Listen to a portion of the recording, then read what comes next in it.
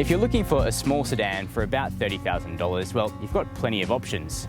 But two of the best choices are brand new for the Australian market, and we've got them right here to settle which is best. In the orange is the Hyundai Elantra SR Turbo, aka the Elantra Sport, which bolts a 1.6 litre turbo petrol to what was already a really compelling package. And here in the silver is the Honda Civic, which hides a 1.5 litre turbo petrol under these coupe-like lines. On paper, it looks like these cars use pretty much the same recipe, but like so many things, in real life, they're pretty different. So the question is, which is best? Well, jump in with me now, and let's start finding out.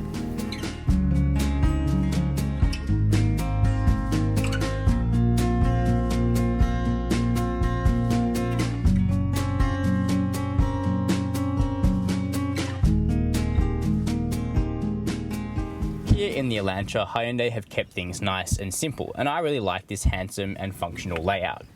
So this new steering wheel is a feature of the turbo model. It looks really cool with this red stitching, and it also feels really nice in the hand, and that goes along with most of the touch points in here, which generally feel quite premium. You also sit on leather sport seats, which are nicely bolstered, and they're also heated, although now that it's summer, I do notice that they're not cooled. And you look up here at an 8-inch touchscreen on the dash, and that runs Apple CarPlay and Android Auto in every car, which is a good thing because no Elantra has built-in satellite navigation. Hyundai are full-on buying into the smartphone mirroring phenomenon. Not necessarily a bad thing, just something to keep in mind. And the stereo is pretty good. You do have some practicality in this car as well. You've got two decent-sized cup holders down here, a cubby in front of the gear stick, and a nice large central bin as well. Plus you've got door bins, although they're not felt lined. Both of these cars have generous back seats, and here in the back of the Elantra you can see that for me at 6 foot I've got just enough headroom and I've got good legroom sitting behind myself here. Now in the turbo model it does come with this black headliner, which means that it's a little bit dark, but at least your back passengers do have this flip down armrest which has 2.5 cup holders. They get air vents, which I really appreciate. The floor is actually pretty flat, so you could almost get 3 people across, and you get your door bins as well back here for water bottles. The Elantra has that really convenient feature that some Hyundais have, where if you've got your hands full, you just stand behind it for a few seconds and the boot opens. Well, it sort of opens. It needs a bit of encouragement in this car. But once you've got that tailgate open, the Elantra has a really good sized boot. So there's actually 458 litres of space back there, which is a good size. It's nice and square. And although the boot doesn't have any real features like hooks that you can put shopping on, you can at least activate the seat back releases from right here in the boot and fold those seats forward. Like in the Hyundai, Honda's interior designers have gone for a less is more attitude in here. The Civic is stylish and refreshingly simple inside, and this tablet-like display really dominates your impressions when you hop down into it. And I mean hop down because the Civic is quite unique in that it has a really sporty driving position. So these heated leather seats go really low, which I like because it gives you a good view out and it makes this car feel a bit like a sports car. And now these seats, they do go low, but they're not quite as plush and as well bolstered as what you get in the Hyundai, but all in all, this is a comfortable place to be. You do get Apple CarPlay and Android Auto through the touchscreen, which is good because Honda's own software isn't the best out there. Although this VTI LX model does get inbuilt satellite navigation for if your phone runs out of data. Now in here the material quality is nice. You get this soft leather steering wheel, a nice shifter, and the dash top is nice and soft, although it's a little bit scratchy just here where your leg rests. But it's nice and practical. So you get a customizable section down here of cup holders and a really deep bin. You get a cubby through here which has a really clever system for threading your cable through, which powers CarPlay, and you get okay sized door bins, although like the Hyundai, they're not felt lined.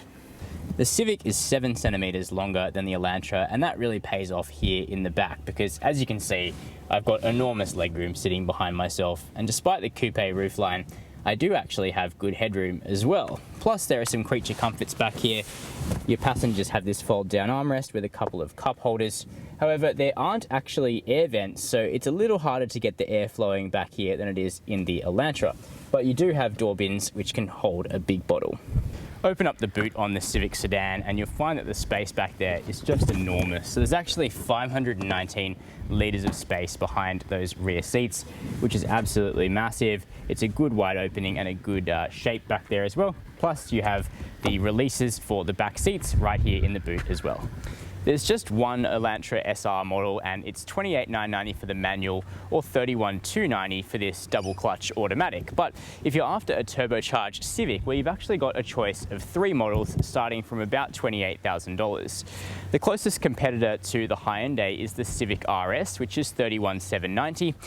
But this top-end VTI LX is $33,590. The Elantra initially pulls ahead quite literally because it's 150 kilowatt and 265 Newton meter output, so about 20% more than what the Honda makes from its turbo. Given the fact that these cars weigh about the same, the Elantra is naturally the quicker car here. And in fact, the Hyundai is just the sportier car all round. With its sweet boosty turbo, snappy and crisp 7-speed double clutch auto, and its more sporty tuned dampers, this is the car that conveys the message that it wants to be driven a bit more enthusiastically. Plus, the Elantra is a keen handler too. It's got a tidy little steering wheel, it's got decent feedback coming through the driver, and good grip levels. It goes around corners really quite nicely, although in a bit of a different way to the Honda, which is super low with its nice sporty centre of gravity.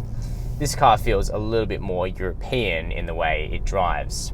However, fuel economy does suffer because of the more highly strung engine, and we've been getting about 8.5 litres per 100 k's over our week with this car. Plus, you can also get a manual. Keep in mind though that the Elantra SR doesn't have as many autonomous safety features as what you get in the Civic, although you can only get those features in the Civic's absolute top trim. The Civic Turbo might be down on power compared to the Elantra Turbo, but that doesn't faze me too much because it's really just a different driving experience. Whereas the Elantra clearly wants to be wrung out, the Civic is more of a cruiser, which uses its turbo to glide around on torque. However, with 127 kilowatts and 220 Newton meters, the Civic will certainly get up and go if you want it to. It's just that it would rather be gently massaged. That's partially because the CVT automatic isn't very dynamic, and you also can't get a manual gearbox on this car.